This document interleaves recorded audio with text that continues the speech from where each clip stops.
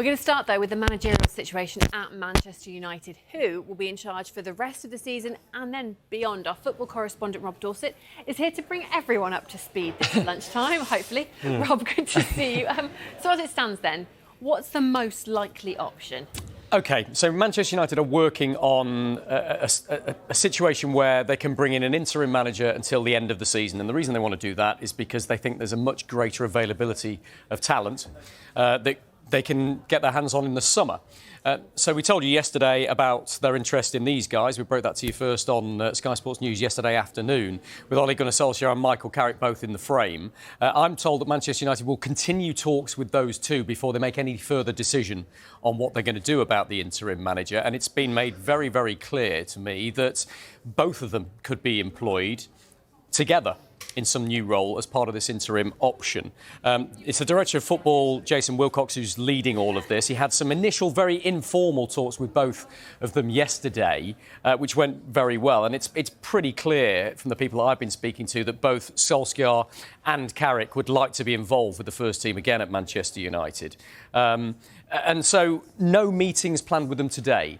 The guy on the end there, Darren Fletcher, it's a big day for him, taking charge of the first team against Burnley away for the first time. And I don't think anybody at the club wants any distractions from that. It's his moment. It's all about the team today. So I expect the talks with Solskjaer and Carrick to accelerate tomorrow and towards the end of the week. And then United have got a decision to make because they play Brighton at home in the FA Cup third round on Sunday. I think they may take a view on how it's gone with Darren Fletcher tonight before they make a final decision on when these guys are going to be brought in and if they're going to be brought in. So as we understand it as of now, are there any other potential candidates or is it just down to these? No, there are other candidates, and Manchester United have not boxed themselves into it only being these two, and they're talking to other options as well. But I think they want a safe pair of hands, somebody that knows the club, somebody that can hit the ground running and come in and be very, very comfortable in the environment.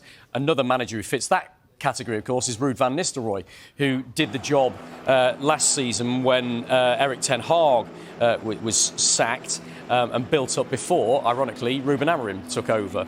There is a possibility that Ruud van Nistelrooy could come back and do it, but I don't think that's their preferred option at the moment. I think they're progressing as much as they can with Solskjaer and Carrick. But let's see what happens. We're talking about talks that are yet to take place.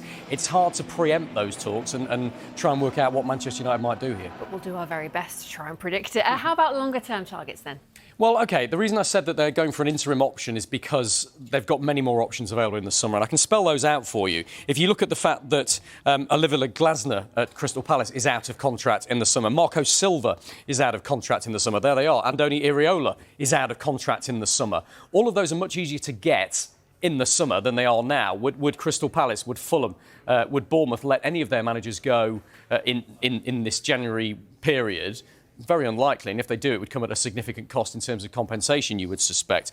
I would add on top of those, Kieran McKenna at Ipswich and Roberto De Zerbi at Marseille, I think, who would both be the sort of calibre of coach that Manchester United would be interested in. And then you look at the World Cup, and we know that there are a lot of top-quality managers in the tournament there. Here's three of them: Maurizio Pochettino, Thomas Tuchel and Julian Nagelsmann, in charge of Germany, England and America. Well, they'd be much easier to get in at Old Trafford after the World Cup has finished. So I think, look, I'm not suggesting that all of these names are in the frame, that they're on Manchester United's shortlist. I'm just trying to give you an idea that some of the very best talent in the world going for one of the biggest jobs in world football, there is more options for everybody once we get to the summer. But it's a difficult balancing act for Manchester United because they're sixth in the table. They have a chance of making Champions League football for the first time in a number of years with all of the riches and finances that would bring. They don't want to look that gift horse in the mouth and throw that opportunity away. So they will do what is very best for the team and the club for the rest of this season,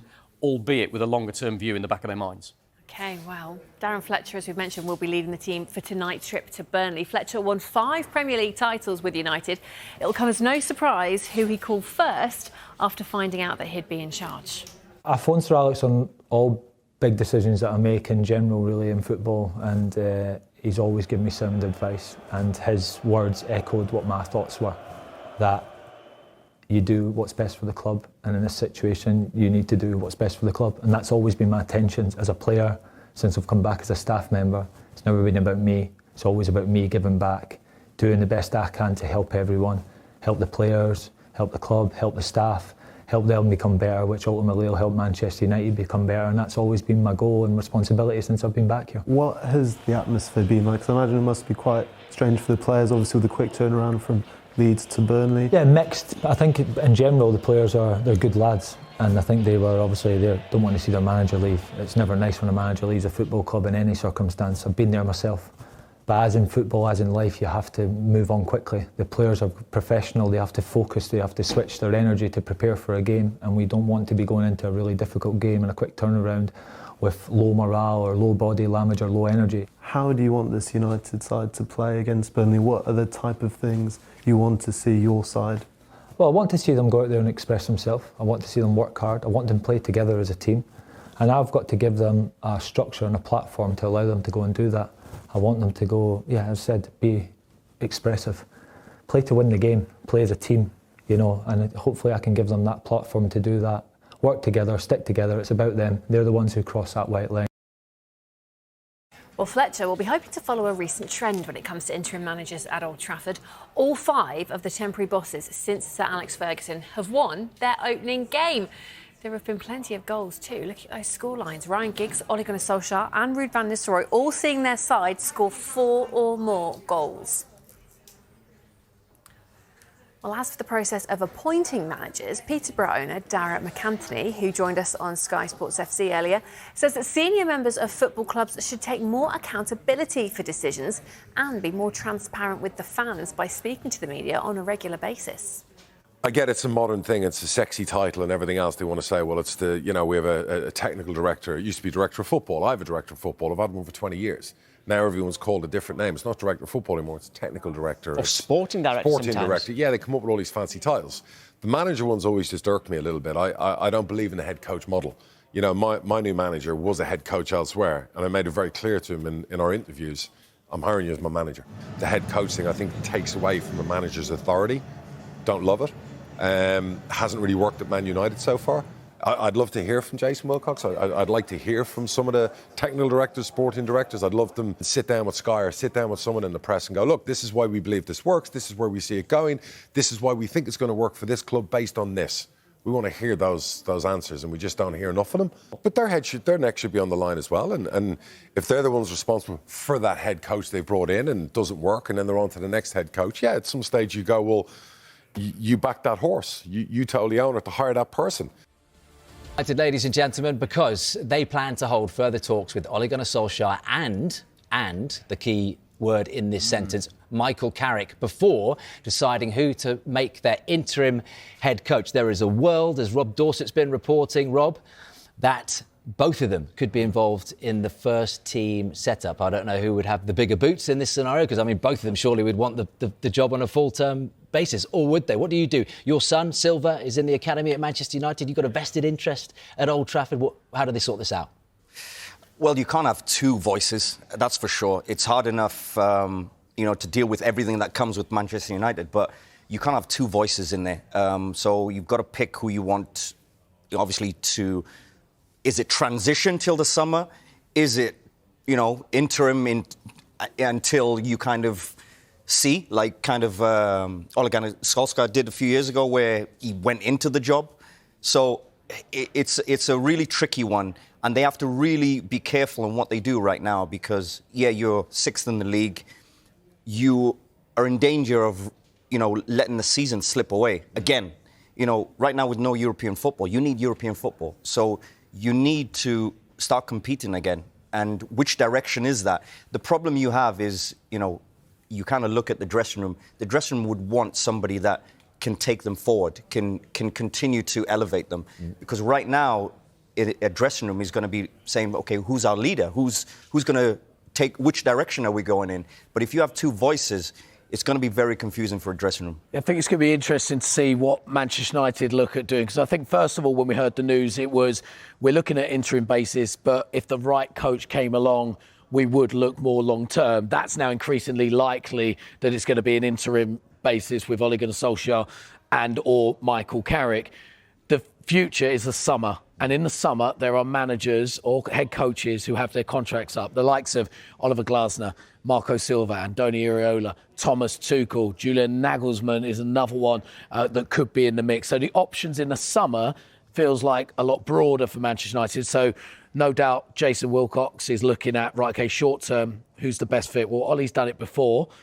He was successful as interim. They gave him the job, perhaps. That was the wrong thing. But the season after finishing second, that's when Ole Gunnar Solskjaer was sacked. So it's quite fascinating that he's coming back when everybody at that point wanted him out. Come on, Bradley, who do you want? Ole Gunnar Solskjaer at the wheel 2.0? Well, if we're going for someone straight away, and it's just the interim, I don't mind Solskjaer coming back, but ultimately we're in the transfer window and we're talking about a manager change. This has only been brought about because the club don't want to spend money on players during the January transfer window. So actually, the fans can see through it. This is a Glazer 2.0. But you did spend a lot of money in the summer. We did, but it was needed. We'd got rid of, lots of players, and over the last few years, we've sort of reduced the wage bill massively, and we've not reinvested it to the levels. What did Liverpool spend last summer? What, 400 million? Net spend. But ultimately, we need to be competing. The fact that we've not gone in for Semenyo and got Semenyo is just where the club's at right now. He is a Manchester United player. He's the type of player that we need right now. But He's not the club that he needs, though. Yeah, I was going to say he would never go to Manchester United right now. Never. Semenyo would, of course he would. Why would he win He Manchester went up there and City, he Liverpool came straight back. interested? He would have signed for United in the summer. He would have hopped, skipped and jumped to Old Trafford. You don't think he wants to play in the Champions League? Sideways move. He was having a side chat with City. What about managers? What's your take? Who would you want right now? Who do I want right now? Yeah. Long term?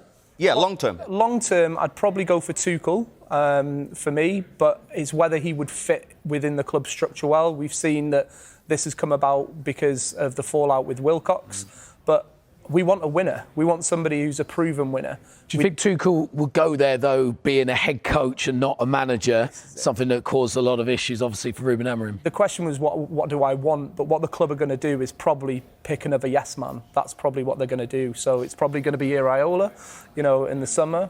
Yeah, I think he will. I think it's like career suicide for him to go and try and fix what is going on at United now. If we're going to continue growing and we want to improve, you may as well stay at us than go to United. I don't think he'll stay at us. I think the question for elite managers is, do they want to hitch their wagon to Man United now? No. Like many a good up-and-coming manager has been absolutely tarnished by the bin fire that is your club. But they still come to Manchester United. Mourinho. I think if we knocked on Arteta's door, just like Rio Ferdinand said, he'd come hop, skip and jump in because that's right now.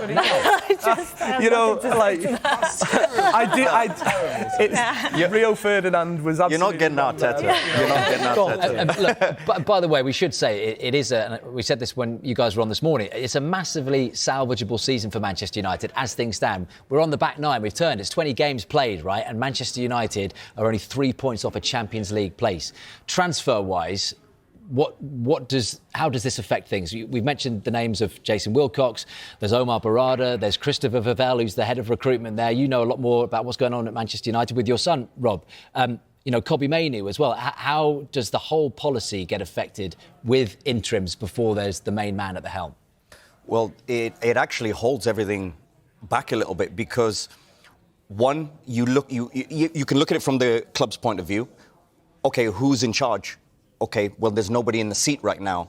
So you've got to get somebody in. But even if you do get somebody in, look at the other side of it. The other side of it is players looking at Manchester United, they're going to be thinking, well, if you've got somebody in for 5-6 months, you've only got them for 5-6 months. Who is going to coach me? Say I come now, and who's coaching me in 6 months' time? That is the bigger problem. And players look at that. Players and their agents, they're going to be looking and thinking, well, you've only got this guy in for 6 months.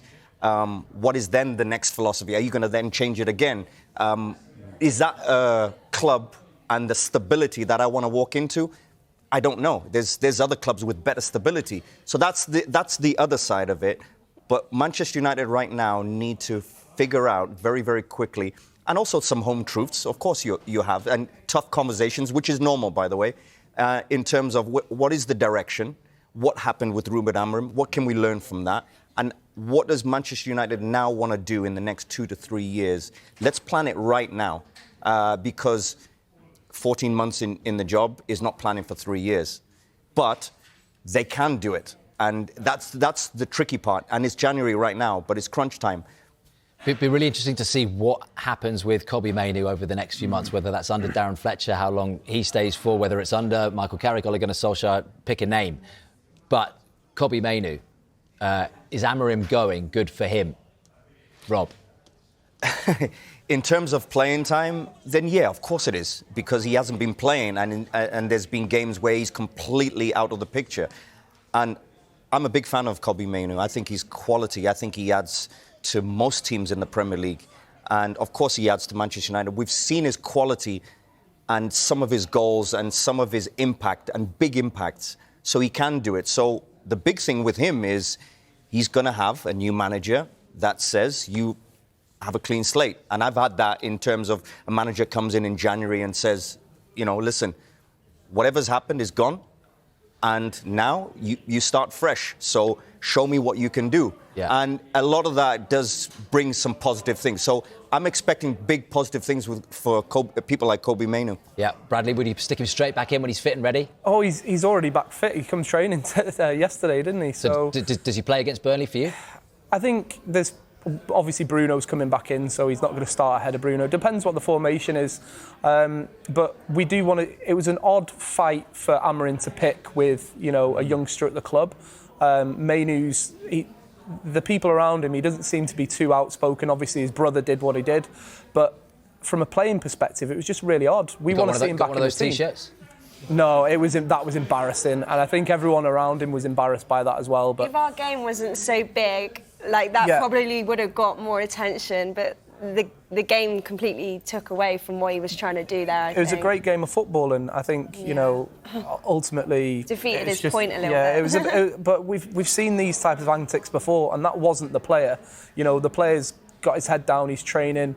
Let's see if he comes on against Burnley and does the business. Right, loads more to come on Transfer Talk. Wolves, Cameron, this is where you come alive after the break. Rooted at the bottom of the Premier League table, could new signings give them a glimmer of hope? We'll have more on that and whether Arsenal will be active as well. See you in a few. Welcome back to Sky Sports FC. We've also been told that Solskjaer... Champions of the Premier League, Man City, Liverpool, they're managers, right? You know, Klopp, Slot, Guardiola are managers. I don't believe the titles are head coach, right? And even before that, right. Pellegrini, Conte, Sir Alex. Right, they're managers. Yeah. So I get it's a modern thing, it's a sexy title and everything else. They want to say, well, it's the, you know, we have a technical director. It used to be director of football. I have a director of football. I've had one for 20 years. Now everyone's called a different name. It's not director of football anymore, it's technical director. Or sporting director Sporting sometimes. Director. Yeah, they come up with all these fancy titles. The manager one's always just irked me a little bit. I don't believe in the head coach model. You know, my new manager was a head coach elsewhere, and I made it very clear to him in our interviews, I'm hiring you as my manager. You're not a head coach. You've got coaches that work for you. There's a million coaches at our football club. So the head coach thing, I think, takes away from a manager's authority. Don't love it. Hasn't really worked at Man United so far. I'd love to hear from Jason Wilcox. I'd like to hear from some of the technical directors, sporting directors. I'd love them, you know, to stick their you-know-what out there and sit down with Sky or sit down with someone in the press and go, look, this is why we believe this works, this is where we see it going, this is why we think it's going to work for this club based on this. We want to hear those answers, and we just don't hear enough of them. It's not a criticism of those people because they have owners they report to. But for me, the most successful models have been the most recent models, and we've just talked about the last 7-8 Premier League winners all having managers, not head coaches. It was quite interesting there what you said about why don't we hear from Jason Wilcox? Sure. We hear from managers, stroke head coaches all the time. That's part of the deal. Sure. Why don't we hear from directors of owners, football, directors? Directors? Why don't we? Is it because we don't have to hear from them? Like we have to hear from manager and head coach? No, when people... If they're making huge decisions, maybe it's not fair to always ask those questions to a head coach, and we get these situations. Absolutely. Rather than asking a director of football. But their neck should be on the line as well. And if they're the ones responsible for that head coach they brought in and it doesn't work, and then they're on to the next head coach, at some stage you go, well, you back that horse. You told the owner to hire that person. and you've now just put that horse down. That's happened at Celtic. Yeah. That's just happened at Celtic. 1 million, and they've got rid of Tisdale, was it, or whatever else, and I understand that, absolutely. And you see it in American football and the NFL.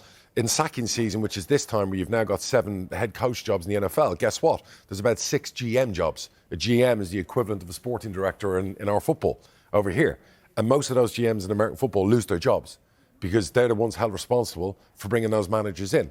So I guess we'd like to hear more from directors of football or sporting directors. I've always said this. When owners ring me who are buying into football, and a lot of them do ring me who are coming into the game, particularly in the lower leagues, the Champ League 1, League 2, they'll always say, give us some advice, as an owner, what to look out for, what agents, nefarious, rogue people. And I always go, whatever you do, talk to the press, talk to your fans, be transparent, don't hide. I would give the same advice to a sporting director and a director of football.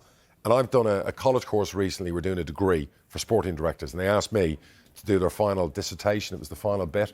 So I did 90 minutes on the Zoom call with about 8 students who all want to be sporting directors. And I looked at them all and said, get some press training and be able to handle and deal with the press.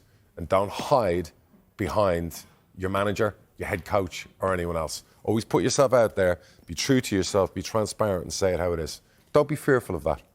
Because if you look at director of football, etc., they do seem to have more longevity in their jobs than they do. They get away with murder. They do. It sounds like out in America that's not. No, in America it catches up with you. Right. A couple of coaches get away with it, but eventually they get moved on because they're in charge of recruitment as well as the manager. And that's going that way over in the UK, really, with the whole head coach model, where the recruitment is the director and sporting directors. And the dynamic then between, because we've talked there about like head coach, stroke manager, and director of football. What about manager and owner? What's that dynamic like? This is critical. At the start of the season, one of our early games, I came across a manager of a big club in our league, in League One. And it was fascinating. He was a really good guy. I was down pitchside saying hello to my manager, first game of the season kind of thing. And their manager just pulled me because he wanted to talk about, how do you and Darren have such a good relationship? How have you got a good relationship? I haven't really spoke to my owner a lot and and, pick my brains on. And I said, look, it's great having a sporting director or CEO, and they might be your boss day to day. It's critical as a manager, head coach, whatever you want to call it. When you get a job, make sure part of the negotiations that you get to speak to the organ grinder, the main boss, once a month. Make sure you have communication once a month with the main person paying the bills. Because if you don't have that communication, all your communications with a CEO, a sporting director, you don't know how two-faced they are, you don't know if they're going to turn on you, you don't know what they're saying to the owner. The owner's the one that matters. They're usually the people with the power that will go with that decision. But then what if, you know that more than me, and that was fascinating. Then I think, but if I'm an owner and I've got people under me, and then you've got the head coach, I think, well, what am I paying you for if he's coming to me? I totally understand that. I've got Barry Fry, but I still have a relationship with every manager. The manager's the most important person at the football club, not the sporting director. Yes, the tea lady could be one of them as well, but the manager, head coach is the most important. They're with your players all day long. They're coaching, they're improving your people. They're match day responsible. They're the public perception of the club when they do the press 2-3 times a week. As an owner, as somebody who pays the bills and you're putting in millions every year, you need to have it doesn't mean you have to talk to them every day, but you need to have a relationship where if the manager needs you, he can call you. Manager, it's not that he's going around the sporting director behind his back or talking out of school. All three of you can have a call. But I think it's really important for every young coach out there, and if you want to become a manager, you want to become a top manager, you make sure that you get a relationship with the owner. The relationship with your sporting director will only get you so far. It's the owner you need to have a relationship with and learn how to manage upwards. Would you ever say to your manager, talk to him about tactics, etc.? Would you ever give an opinion on tactics of the team? Or would you have a problem with your director of football having a chat about tactics of the team? Relationship between them two. I'm not going to advise them on how to regards tactics. Do I speak tactics with my manager? Yeah, but he'll speak to me about tactics. It's fascinating. You learn it. You're never too old to learn new tricks. And, I've got a new manager. He's a brilliant manager, but he's a brilliant coach as well as a brilliant manager. And it's just fascinating to listen talk. I sit there and I was in his office. We were doing a big recruit meeting a couple of months ago, and his assistant Barry was in the corner. And me and Barry were just awestruck because my manager is basically just for an hour at the tactics board, going through stuff, bits and pieces, things that you're still picking up 20 years later. I'm not trying to say I'm a savant to do with coaching and formations and tactics. It's not my job. But you pick up things as an owner over the years and, what you've seen with managers. And you learn. And I always say you have to be like a sponge. You have to be able to take on new information and learn things. So I think it's fascinating, but I'm not advising my manager, you should play 2 up front or you should play 3 at the back. But it's great to hear them talk about their craft. Yeah. And I think it's very important also, most importantly, as an owner, and again, you don't have to speak to your manager every day, occasionally being there for your manager or your head coach.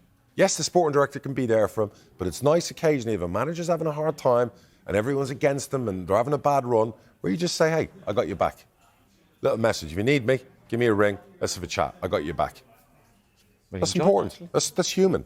I enjoyed that. Yeah, good. Very fascinating. Right, Sky Sports are partner with Fnatic. Always good to see you. Right, first of all, you'll have been hearing what we've been saying about the interim coach until the end of the season. Fletcher, Carrick, Solskjaer or Van Nistelrooy or someone else, which it could be. Who would be your choice as interim? Well, it looks like it's going to happen, but my choice would be Ollie and Carrick. I think they've done it before. It's their first rodeo. A massive part of managing this club, whether it's on a permanent basis or an interim basis, is understanding the weight of what it is to manage Manchester United. I think in a lot of times Ruben Amorim showed that he wasn't really up to it. I don't think he quite understood it at times, whereas Ollie's done it. He's come in before as a caretaker manager. He did obviously end up getting the job permanently, but I think with the options that we've got right now and the amount of time left in the season, those two would be the ideal option for me. When you hear Sir Alex Ferguson's books that he's had and books about Sir Alex Ferguson, always talks so highly of Ole Gunnar Solskjaer, by the way. Even when he was in permanent charge, speaks very, very highly of him. I mean, that's some endorsement, of course. Before we get back to you, Hannah, we have got a voice note from Chris. Here's what he said. Right, people may laugh when I say this, but I actually think genuinely Gareth Southgate would make a good interim manager at Manchester United because he took over England when they were at their lowest ebb after the Iceland defeat, and he got morale going, he turned it around, and he nearly made us European champions twice. Yeah, well, it was Allardyce who got the job after that Iceland game briefly, but both of your, by the way, your reactions there, both of you, were brilliant. Hannah, what was your reaction to that? And he was saying that Southgate interim. You know what, I love hearing opinions like this and I totally respect everyone's got such a different idea of who it should be, but I think with Southgate it would be on an interim basis particularly not a good idea. Right now, top 4 on the race for Europe is wide open. If you look how close, a matter of points can get you. We need a manager that can come in, knows the club inside out, can get a tune out of these players and can do something quite quickly. I don't think Gareth Southgate would, in the time that he's got, be able to make that difference. I don't think that we'd get Europe if we end up getting Southgate. I'm not saying, we go for Solskjaer, that's Europe guaranteed, but he knows how to grind results out. And I think for the next 6 months, that is the best option that we've got. So I don't particularly agree with Southgate, but I respect an opinion. Yeah, Southgate ain't taking a job for 6 months. I mean, he's just come off being England's most successful manager. For me personally, I don't think he'd be a great Man United manager, but there's no way he's walking into a job part-time or temporary. If they want Southgate, they're going to have to give him a 5.5-year deal or a 4.5-year deal. Exciting though, wouldn't it, for him? Would it be exciting? Yeah, because I know he's brought England to all the finals. He's done all of this. I always thought he was a bit cautious. I always thought he was. Oh, I mean, it would be exciting for him. For him? If he was offered that job till the end of the season, I think it'd be quite exciting. No, because his agent would be saying, "Hang on a second, you've just come off being in World Cup finals, European Championship finals, and now you're going in as an interim temporary manager. You'd be the worst agent in the world if you let him take that job for 5 months. Go and get paid. You get a 4.5-year deal." Well, yeah, fair enough. It's amazing his name hasn't come up, though. To be fair to that fan and credit to him, none of us, not even Hannah, nobody's brought up Southgate's name. Yeah, I think he was mentioned, wasn't he, when Dan Ashworth was in charge? But right. Ashworth, of course, not there anymore, which might be why his name's not being mentioned. And Hannah, I know I've asked you this before, but it does look like it's going to be an interim. Are you happy with that? Or would you just say, right, whoever the manager is, that is the right manager for Manchester United. Let's just go and get them now. I don't care if they're in a job. Yeah, you know what? It's a really good question, and it's quite difficult to answer because I'll be honest. In the first place, I think if they were wanting an interim for the rest of the season, why would you sack Amorim in the first place. Keep him until the summer, and then in the summer, look at your options. For example, as we've heard yesterday, potentially, I don't know if he'd come to United, but I would love Enrique. He's not going to sign a new contract with PSG, and in the summer we could go for him. But the thing that I don't understand and why I'm so mad at our ownership, and that does need calling out, I could talk about that for hours, but why would you sack Ruben Amorim when this race for top 4 is open? Oh, he has to go.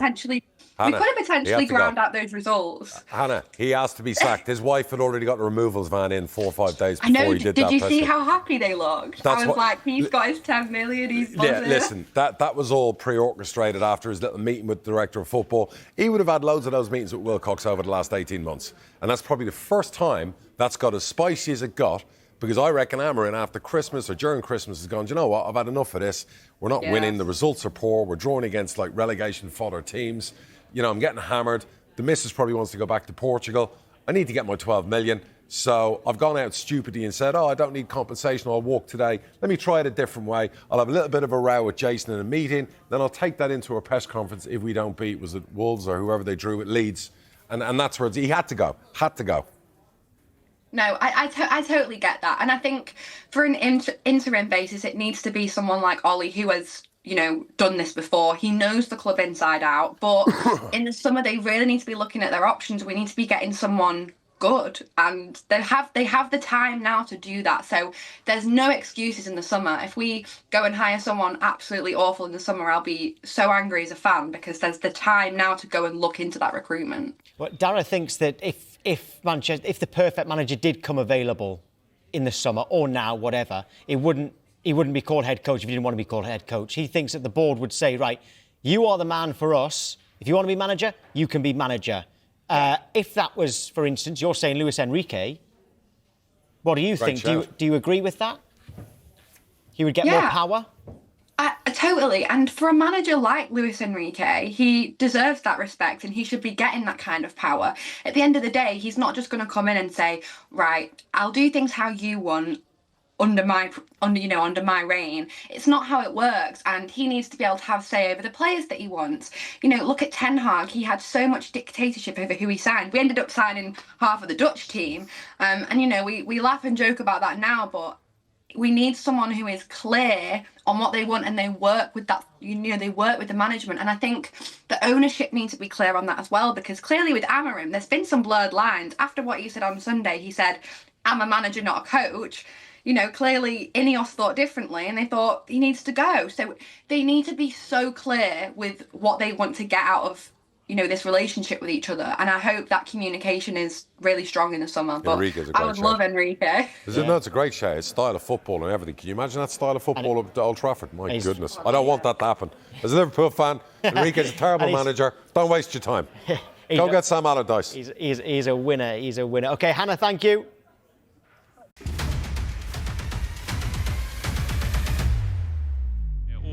Martí, que si no está es por motivos de fuerza mayor, así que todo el ánimo para él, un abrazo grande y veremos si su Rayo le puede dar hoy una alegría. En troncos de Sergio García junto a Verdú, cuando ya se cogen esas cartas secretas. A turno de Aitor Vives, encara Aitor, arriba. Desviado el remate de Aitor Vives, la llega a tocar por Lechuga. Días en los que quizá podrían haber tenido mejor resultado, los porteros han estado ahí. Viene el balón para Manu. Precisamente un portero es quien le da el primer gol a Troncos. ¡Gol!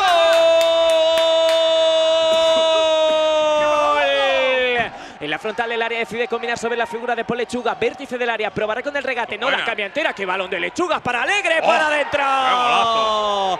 ¡Gol! Espérate, porque viene Fraile a esta línea de fondo, la pone Fraile, el balón para Poc, que recorta delante de Ferres. Poc, ¡qué parada abajo! De Manu Martín, lo hizo de fábula. Ha señalado cesión. Libre en directo, eso es. Sí, libre en Ojo directo, que la pone rápido en movimiento, los Troncos para adentro. Sergio. ¡Gol!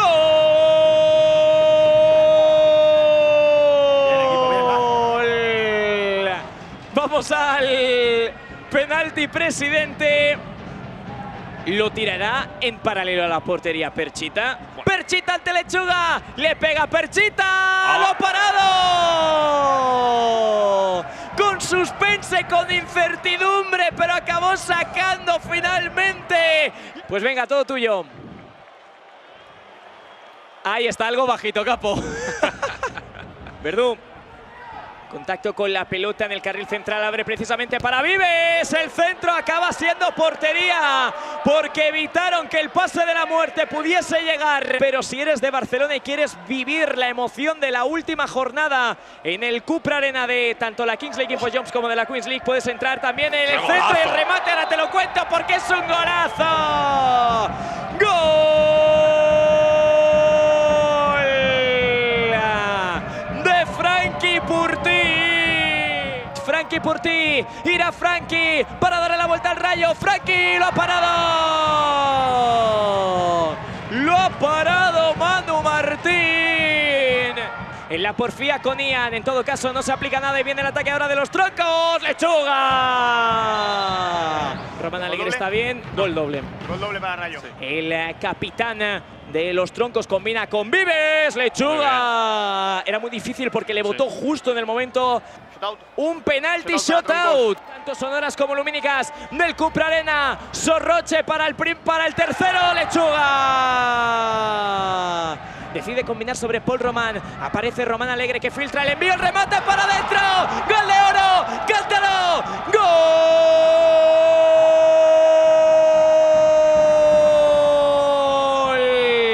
¡Gol!